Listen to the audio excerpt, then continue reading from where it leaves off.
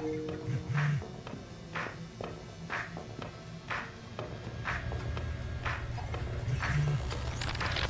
we've been looking at this new guy, calls himself Retro. Now I like his style. He spent some time in Oakland. In fact, that's where he earned some of his hacker cred. I read everything I could about it when it was going down. The Home Domain Center had to deal with Homeland Security. They rolled out cameras in Oakland and started stockpiling data on everybody. Somehow Retro got targeted by the thing and profiled him based on his computer skills and marked him as a prime suspect in the local high-tech robbery. The evidence was all digital. Nothing put him at the scene of the crime. And the case was a shit show, full of quotes from people who didn't know anything about technology, lies everywhere, false flags and fear-mongering. They weren't about to admit to a flaw in their system. Retro got lucky. He got a judge that decided not to throw the book at him. So he ended up with community service. He says it wasn't a big deal because he got to work with kids. Taught them the truth about the system in place. Probably the best lesson they've ever learned. But he knew he was going back after the HDC.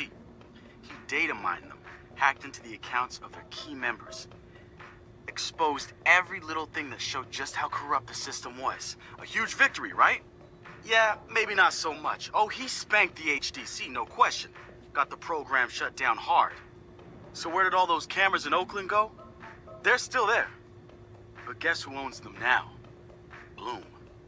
They're part of the CTOS, being used to track and profile people, just like the HDC was doing.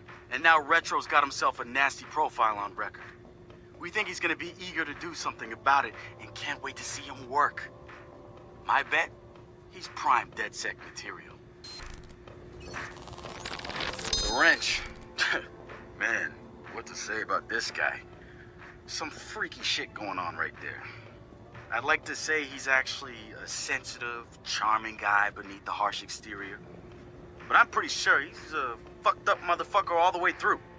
I don't even know who first recruited him. He just started showing up at local hacker spaces and building his tools of destruction.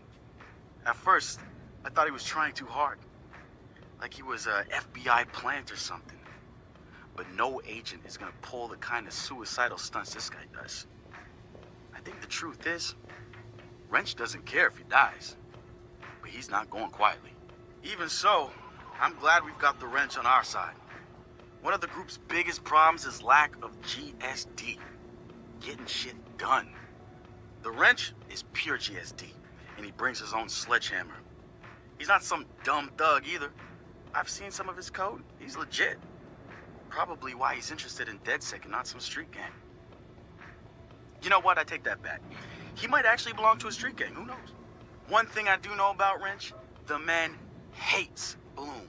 I mean, hates them. I can't get the why from him. It's obvious he wears the mask to avoid facial recognition, but what's he hiding from? He's not saying. DedSec found Josh, hot sauce, posting anti-CTOS videos on Invite. Kid had a plastic Halloween mask over his face, a skull. But like the worst dollar store skull you could find. You can see his eyes through it. Big no-no when it comes to avoiding a profiler. He had a distorted voice, but he didn't change his speech patterns. See, Josh, he's high-functioning autistic, which means he's got a very specific way of talking.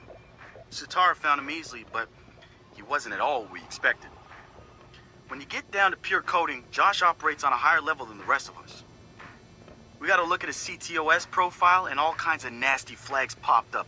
Emotionally challenged, unstable, even a low mental maturity score.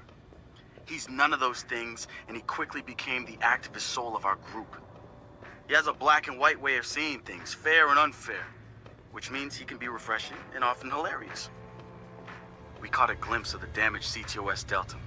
Rejected care programs, cut funding, overcharges.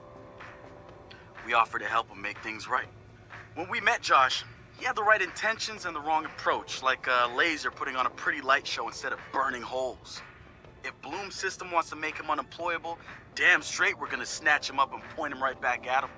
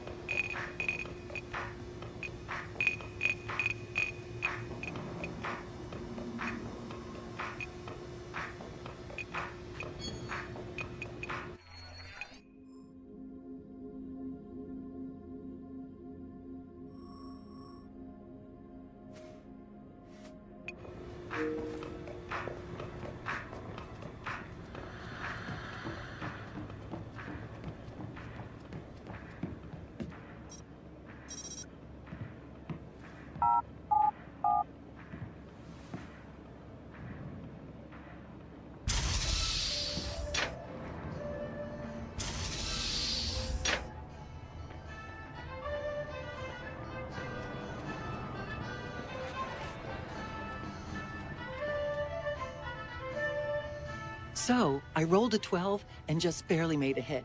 But it was... Hey, you.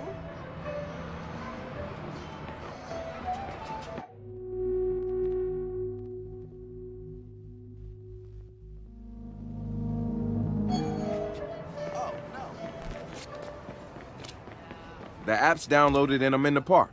What am I testing? Start profiling things around you. People, devices. See what you can pull from them.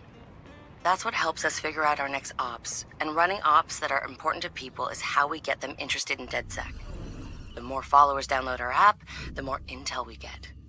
It's the circle of life. Oh, and see if you can find some components to help us with our research. Hipster merchant The app is your data mining tool. of death. Okay, I got this. So what now? Up to you, man. You're free to do whatever catches your eye.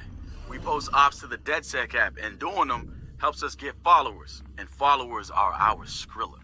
Followers mean computers, which boosts our processing power, which lets us do bigger and badder ops.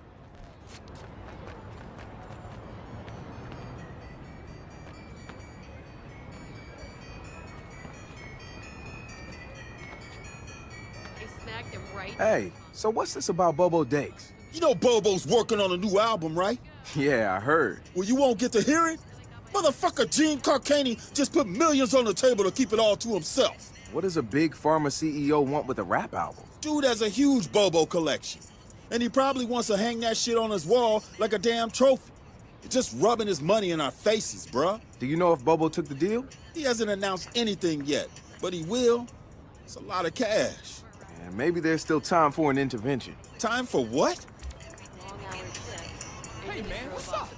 Not much. What's new with I assume you guys have heard of Gene Carcani? He's the shit sack who's on TV laughing about how he's raising the price of leukemia medicine. Yeah, the most hated man in America? Yeah, why do you ask? Guy's a huge Bobo Dakes fan.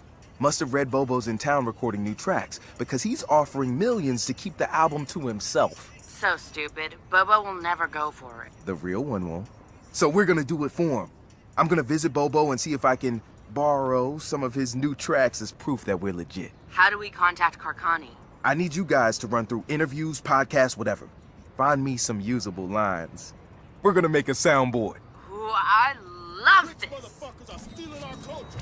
Nobody should be okay with this. They took our neighborhood. Are we just gonna let them take our music too? Enough is enough. Bobo Dakes is the voice of the